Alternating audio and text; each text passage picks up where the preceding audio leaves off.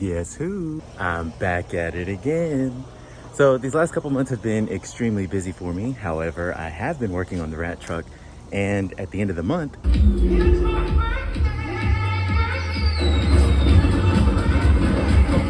it's my birthday. So I bought me a new gift for myself. I'll take you for a tour here in just a sec. But let me show you what I've got done on the rat truck. Vamonos. Dun, dun, dun, dun, dun, dun, dun, dun. Blam! So I went ahead and split up the dually fender, and I've got some plans for how I'm gonna do all this here. But this is what it looks like right now. Pretty gangster, pretty fly, pretty dope. And I still have to do the other side, which I just gotta get it all marked up and cut. But anyway, let me show you what we've got going on in the front. So the Yukon has a drivetrain in it now. All I gotta do is install the wire harness, but this isn't what I was gonna show you. So I went and bought this bad boy, 1,800 bucks, 2008 Nissan Armada. It's clean, it's dope, I like it. I've kind of had a crush on these things when they first came out in 2005. And the plan is to bag it and use it to haul the rat truck. It came with some pretty gangster wheels, some 24s, them 2-footers, them dub deuce plus 2s. And it did have a lot of issues. It was misfiring. It was throwing codes for the catalytic converters and amongst other things. But the misfire was actually very, very easy to fix. And I feel bad because it was less than 60 bucks. And I did have to replace the exhaust manifolds. I think it was, one of them was clogged. This one was clogged, I think. And then the other one was broken somewhere, like all cracked inside the main section here. I think it was this one, I don't know.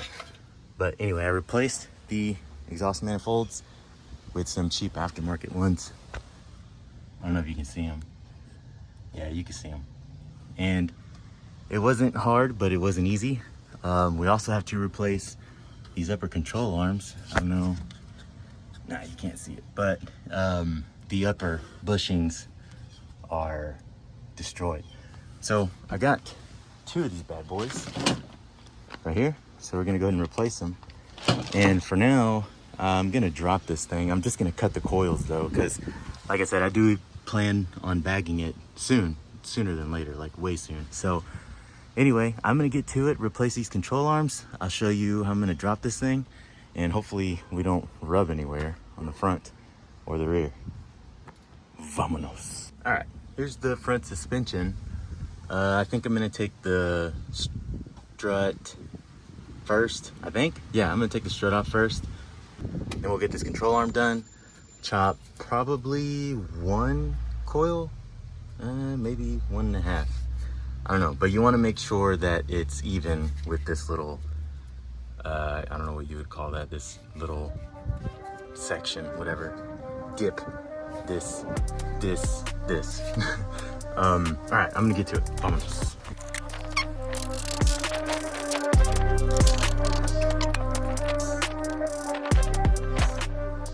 Now, if you don't have one of these fancy ball joint separators, it is possible to still get this loose. The easiest way is just smack it on the sides. Hard, obviously, but you never want to hit your threads, especially if you're going to reuse the part that you're trying to disconnect. But since our control arms come with new hardware and new ball joints, I'm gonna thug life it.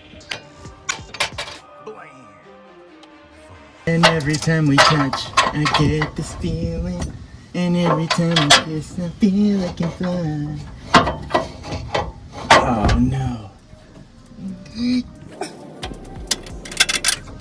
Gotcha.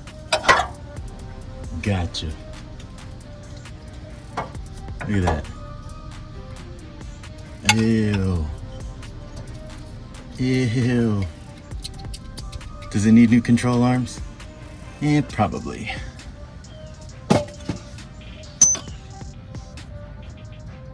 Yep.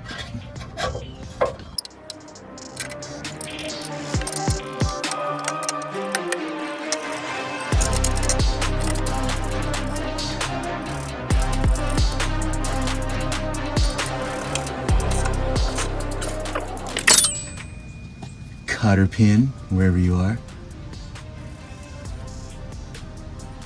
Doesn't matter which way, I don't think. Ah!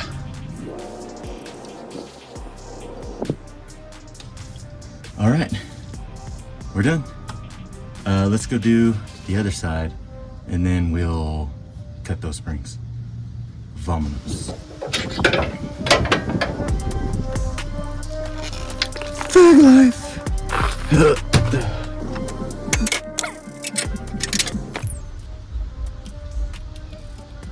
Yeah, definitely needed control arms. Whew.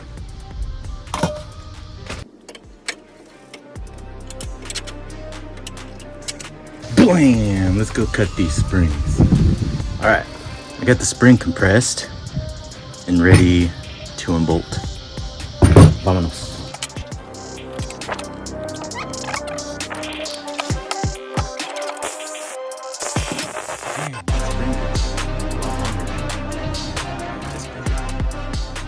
All right, let's get the other one off. All right, so I don't want to cut too much out of it because we've got those 24s to deal with. I've never owned 24s. The biggest wheel I've ever had was a 22. I really don't like big wheels, but I don't know. I think it looks dope on the Armada. Anyway, gonna cut these real quick. If it's too much, then we'll figure it out from there. Vámonos. Here, cover your eyes.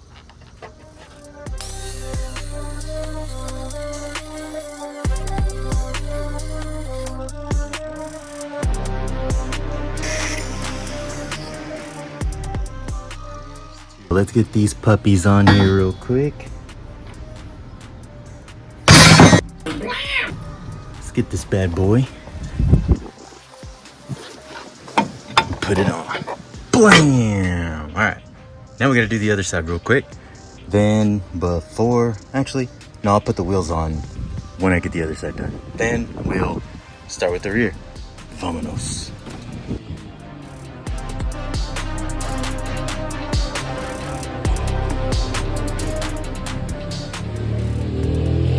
Blam! Alright. Let's get the wheels on and then lower it or take it off the jack stands and see how bad we messed it up. Vámonos.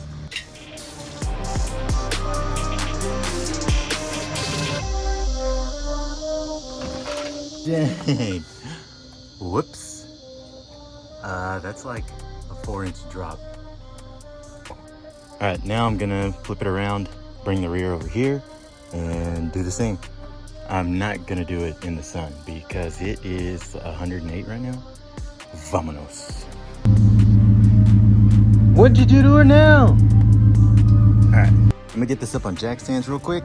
Then I'm gonna take off these 2 footers and we'll see what's going on with the suspension. Vámonos. So I crawled underneath here to see what all we had to do to get these springs out.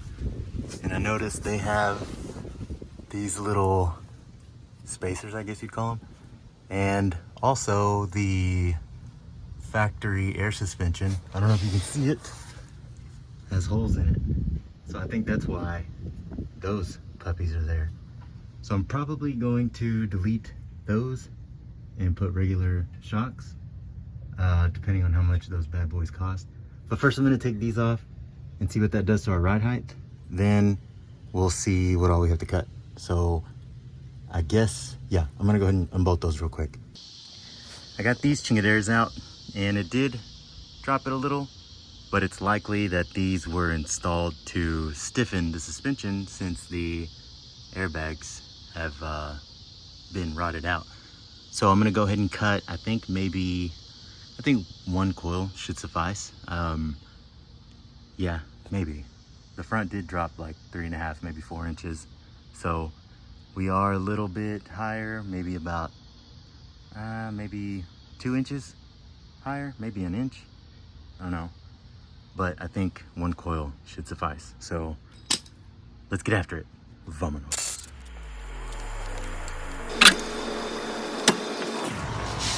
That seemed way too easy. Way too easy. Oh well, let's do the other side. Blam! Both springs are out. Now I think I'm just going to take I think I'm gonna go ahead and do a coil and a half, like this. Bing. All right, let's get this thing back on there. Blam! Let's do the other side.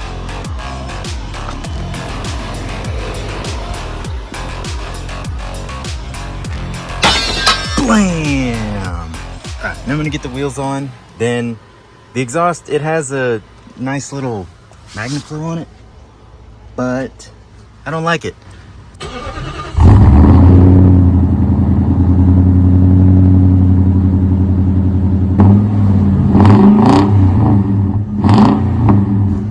So I crawled underneath here to get some measurements on the muffler, see how long I need to cut some pipe.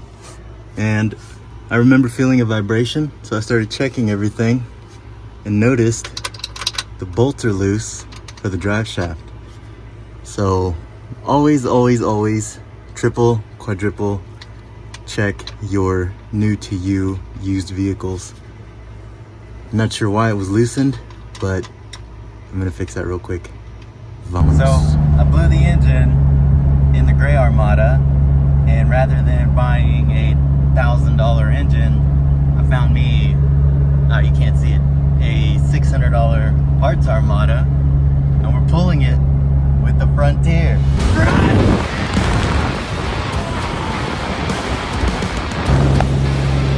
Well, I goofed. So the issue with the Armada was the owner before me had 14 quarts of oil in it, which was causing the misfire because the timing on the 5.6 is ran by solenoids that are controlled by the oil. And with 14 quarts of oil in it, of course, it's gonna tell it to do something else. So I drained the oil, put more oil in it, and now the engine locked up.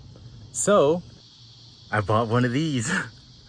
It's a 2006 and I paid 600 bucks for it. The guy couldn't get it running because he said that the security feature was causing it not to start. However, there is a little fusible link in there. You can't see it because it's all burned up, and it was causing the battery to not run any kind of current to the engine itself. So I got it fixed. It is running. Hold on, check this out. So this thing does not have very many miles on it. Let's see if it'll start. Check it. Aw, snap. Blam! So like I said, it is running now. AC is blowing super cold. There it goes. Whew. So I am just going to swap the entire drivetrain into wherever it's at, into my Armada. So I've got this engine out already, and you can see it has been leaking a lot of oil for quite some time. So before I start pulling this one, I'm going to get all of this degreased real quick. And I don't know what I'm gonna do with the transmission yet. I might end up pulling this one, rebuilding it, that way it's fresh. And then I've got gaskets coming in for this engine, that way it's not gonna leak for another 100,000 miles. So this thing does have like 200 and I think 205. It has a lot of miles on it. So I'd rather have this drivetrain than this one. But for now, let's go ahead and get this all cleaned up. Break it down.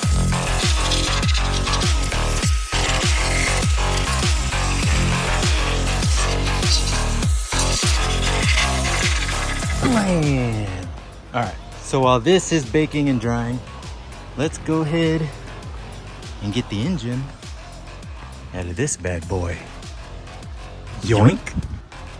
Blam! All right, drivetrain is out. Next time, I'll take you for a ride, because it was nuts. Now I'm gonna go ahead and give this thing a bath, and I did discover my rack and pinion is leaking on the gray one. So I'm gonna go ahead and pull this one, then get it all cleaned up and throw it in the 08. Vámonos.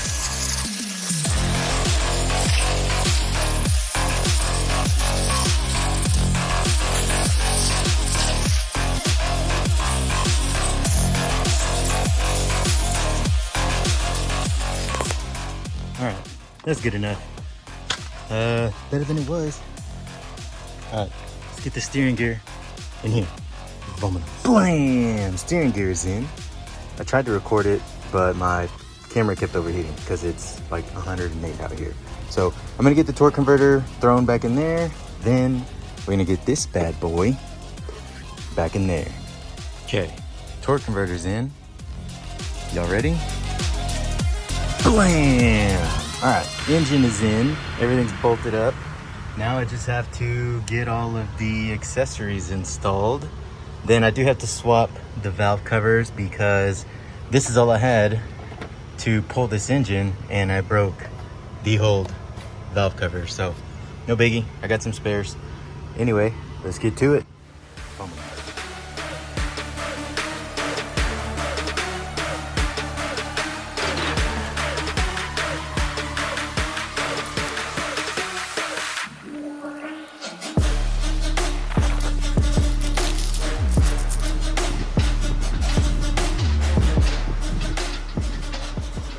Nah.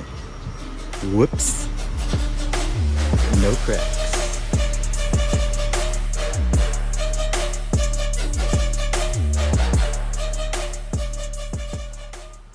All right, valve covers are bolted down, torqued. I'm gonna go ahead and get the coil packs on, get these trash bags out of here, then finish this up because I plan on starting it and having it running and driving today. So, vámonos. All right, accessories are on, manifold is on, core support is on, everything's connected. Let's see if it's gonna start. Of course it's gonna start.